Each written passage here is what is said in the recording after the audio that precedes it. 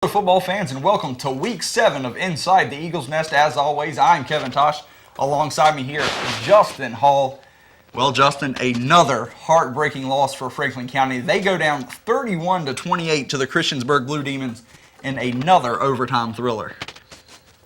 Yeah, I don't know what else I can say on top of that. Franklin County played pretty decent throughout the whole entire game. The defense is still slacking off.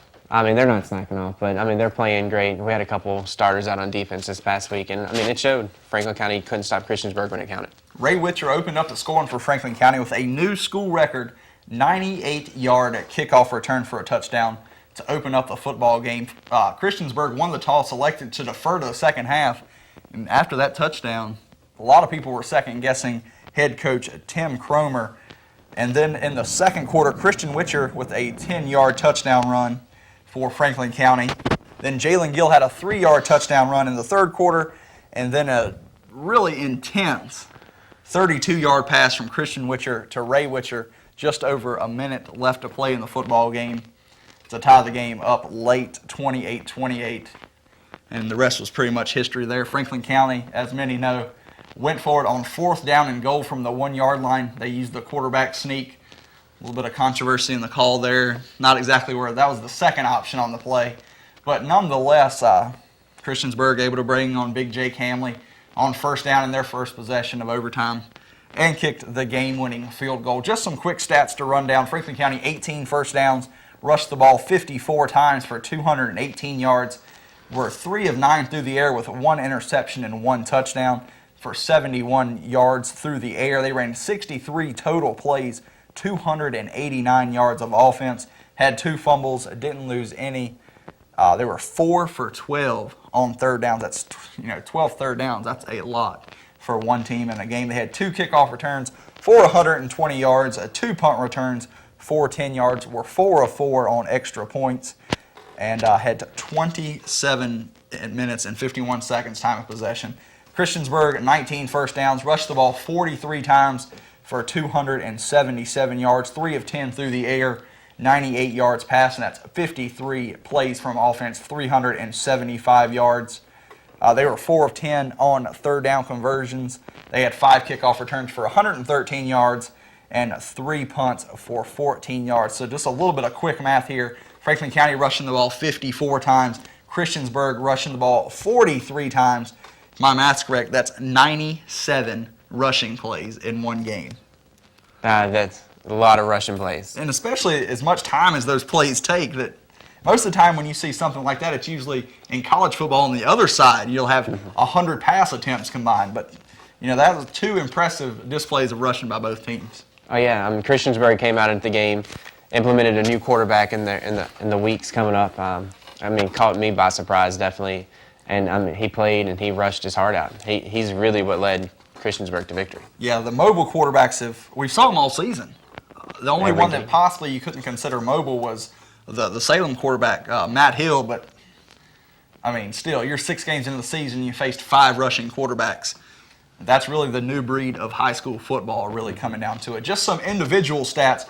Chance Tyree, 21 carries for 86 yards. Jalen Gill, 10 carries, 67 yards. Christian Witcher carried the ball 15 times for 38 yards. E.J. Harris, 6 carries for 8 yards. And Ryan Wade, 2 carries once again for the second straight game in a row for 19 yards.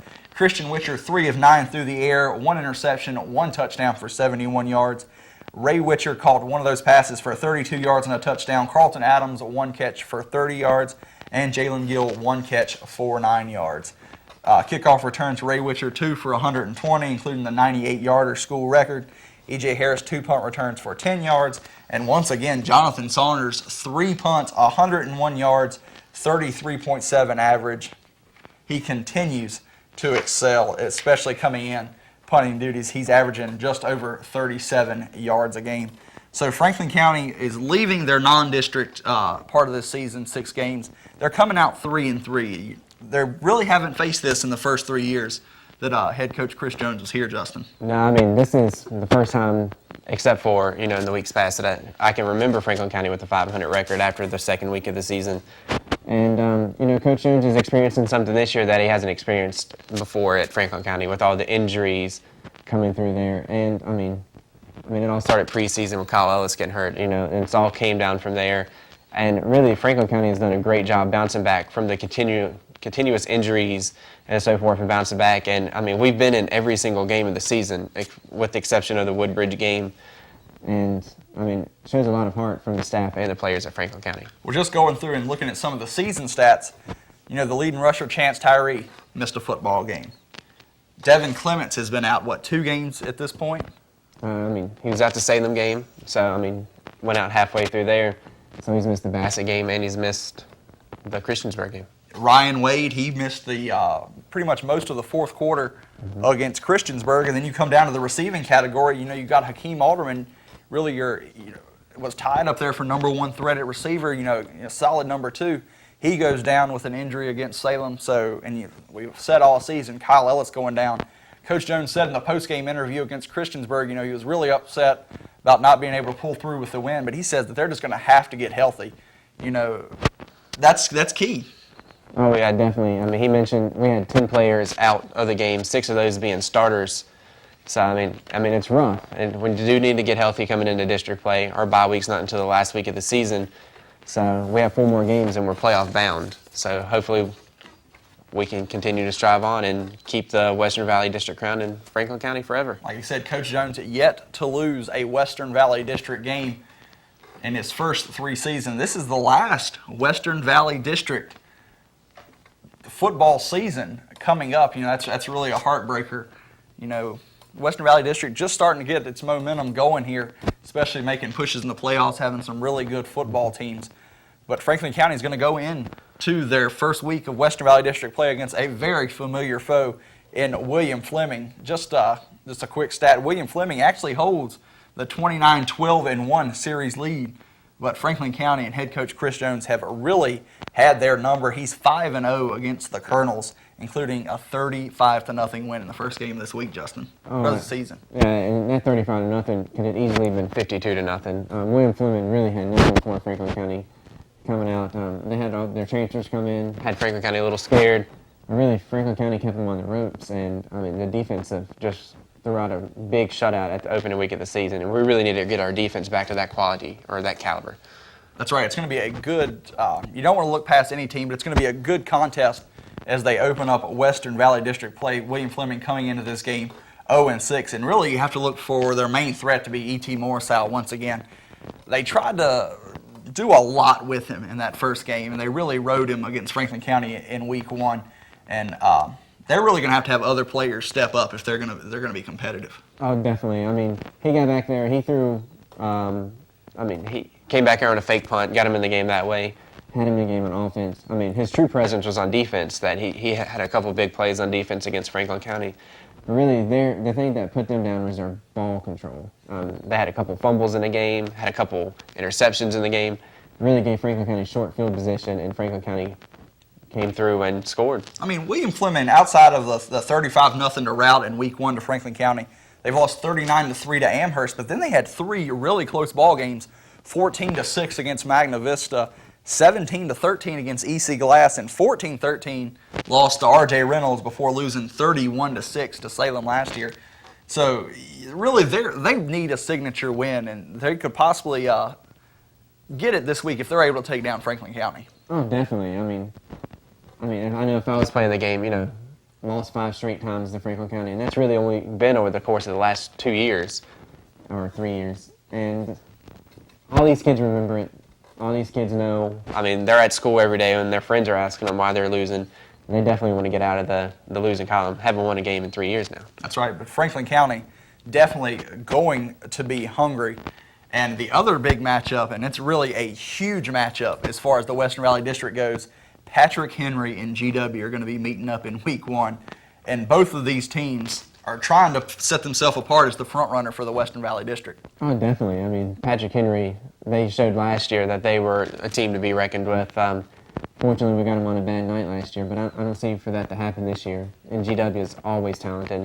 They got a new coach down there this year, Bobby Martin, and one thing he knows how to do is he knows how to beat Franklin County.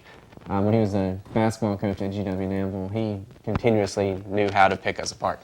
And despite Franklin County being 3-3 coming into Western Valley District play, they've won the last 3 Western Valley District titles. We've said that head coach Chris Jones, over that 3-year period, undefeated in Western Valley District play. So despite how good despite how good Patrick Henry and GW have played this year, you would have to think that, still the Western Valley District title as of right now is going to have to come through Rocky Mount. Oh, it's going to run through Rocky Mount, and PH and GW Dan will know it. So they know they have to play up to ours. And fortunately this year we get PH coming home. We do have to make the long journey down to Danville. But hopefully we can hit there and the players can keep it focused and they want to keep the Western Valley District title in Rocky Mount for the years to come. And the other team that we haven't talked about in the Western Valley District, Halifax County, they have a new head coach, Mike Rourke.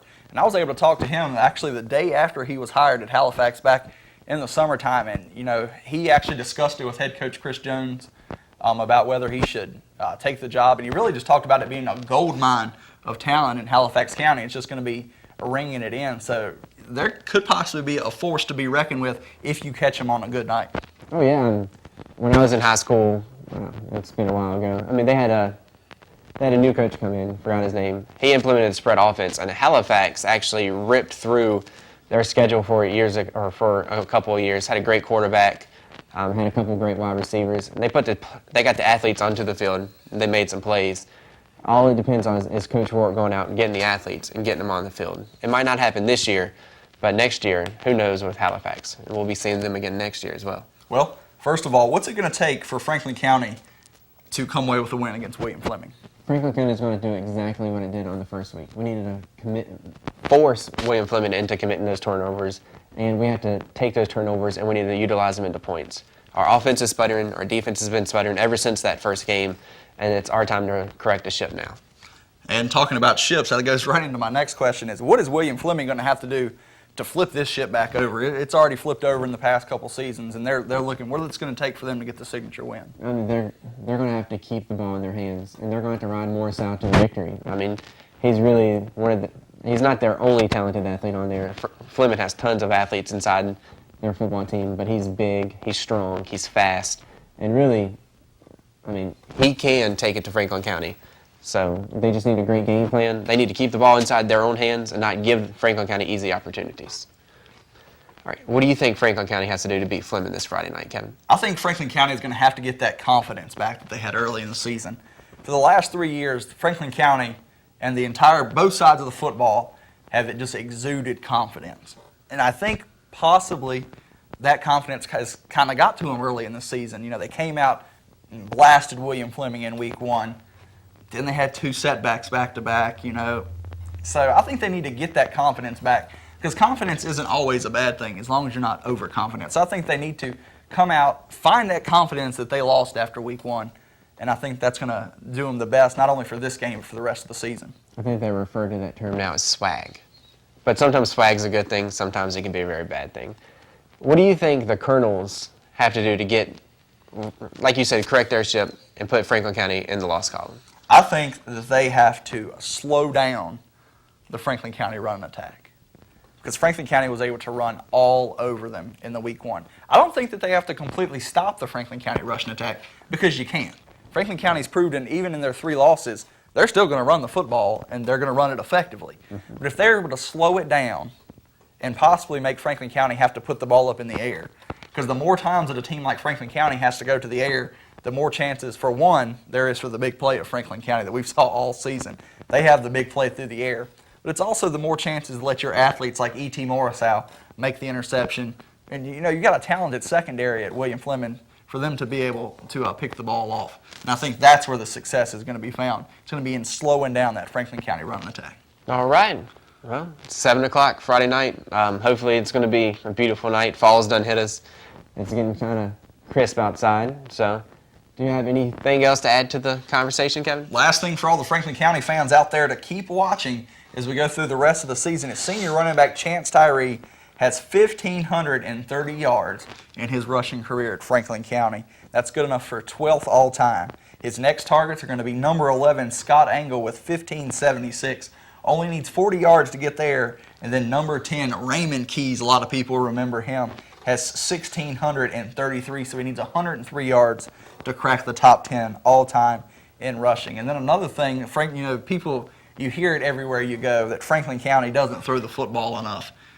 They're averaging just over 5 attempts a game. That's 31. At this pace, they're on for their fewest attempts since the 1990s. But do you know why that's the case? If you flip the pages back over, they've rushed the ball for 1,533 yards. Why pass the ball? No need to pass the Why ball. pass the ball? But I'm really looking forward to this Western Valley District season, Justin. As always, I'm the FC Insider on Twitter, Justin Hall04. Tune in, and we hope that you're continuing to enjoy our coverage on the Inside the Eagle's Nest. This was our special Western Valley District preview, and we hope that Franklin County is able to come away with the win and improve to 4-3 on the season and get that first and big Western Valley District win. So we hope you have a good night.